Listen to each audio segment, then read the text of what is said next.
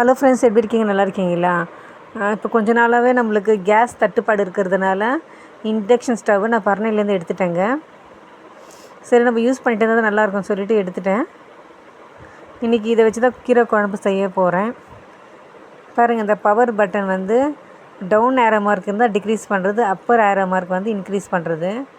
பாருங்கள், 6, 7 வந்துச்சு பாருங்கள். அதுக்கப்புறம் நான் டவுன் பண்ணிக்கிறேன். ஏன்னா 7 ரொம்ப ஹீட் ஆகுது, கரண்ட் ஜாஸ்தி இருக்கும். நான் 1 to 2, 3 வரைக்கும் வைக்கலாங்க. கொஞ்சம் டெம்பரேச்சர் மீடியமாக கிடைக்கும். சரி, தண்ணி கொதிக்க வச்சுட்டு அதில் வந்து வெங்காயம், தக்காளி, பச்சை மிளகாய், பூண்டெல்லாம் போட்டுவிட்டேன் வேகிறதுக்கு. பிறகு நல்லா வெந்து வந்தோடனே புளிச்சக்கீரையை நல்லா அலசிக்கணும். புளிச்சக்கீரை அலசிட்டு இந்த தண்ணியில் போட்டுடணும். நல்லா வேக விடணும். இண்டக்ஷன் ஸ்டவ் கரண்ட்டு ஜாஸ்தி ஆகும், அதனால் நம்ம பார்த்து யூஸ் பண்ணுங்க. நல்லா வெந்த உடனே அதை நான் மிக்ஸி ஜாரில் போட்டு அரைச்சி எடுத்துட்டேன். ஆற வச்சு தான் மிக்சியில் போடணும். அதுக்கப்புறம் இந்த எண்ணெய் ஊற்றி கடுகு உளுத்தம்பருப்பு போட்டு காஞ்ச மிளகாய் போட்டுட்டேன். இது வந்து தாளிப்புக்காக.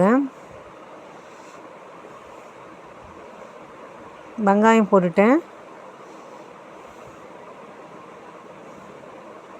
நல்லா பொன்னிறமாக வதக்கணும்.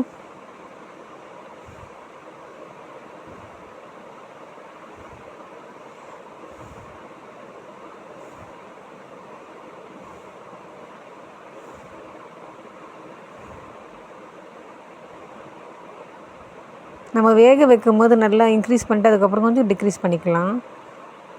இங்கே பாருங்கள், நல்லா பொன்னிறம் வந்துடுச்சு. இது இப்போ வந்து அரைச்ச இந்த கீரையை வந்து இதில் போட்டுட்டேன். இது நல்லா கலரி விடணும்.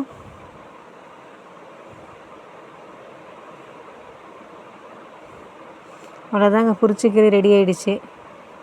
நெக்ஸ்ட் இது சைட் டிஷ் வந்து கருணக்கிழங்கு வறுக்க போகிறேன். இந்த தாளிக்கும் போது 1ல் வச்சுட்டேன். டெம்பரேச்சர் 1ல் வச்சா தான் தீயாமல் இருக்கும்.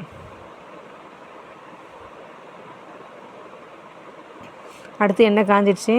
இந்த கருணக்கிழங்கு ஆல்ரெடி வேக வச்சு உப்பு மிளகாத்தூள் போட்டு ஊற வச்சுருந்தேன்.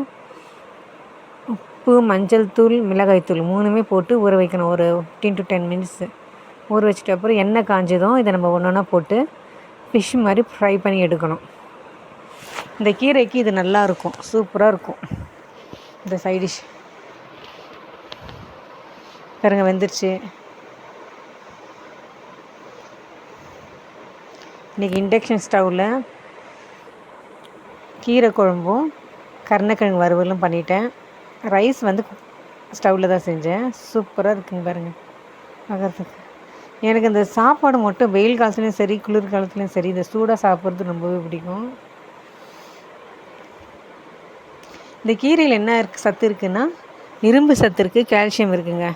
கண்டிப்பாக இந்த சீசன் வரும்போது நம்ம மாதத்துக்கு ஒரு 2 டைமாக சேர்த்துக்கணும். நல்லது, உடம்பு குளிர்ச்சி கிடைக்கும். இது ஆஃப்டர்நூனில் தான் சேர்த்துக்கணும், நைட்டில் சேர்க்கக்கூடாது, ஜீரண சக்தி ஆகாது. இது ஒரு சில தக்காளி போடாமல் செய்வாங்க. இந்த கீரை தக்காளி போடுங்க, சூப்பர் டேஸ்ட்டாக இருக்கும். பாய்.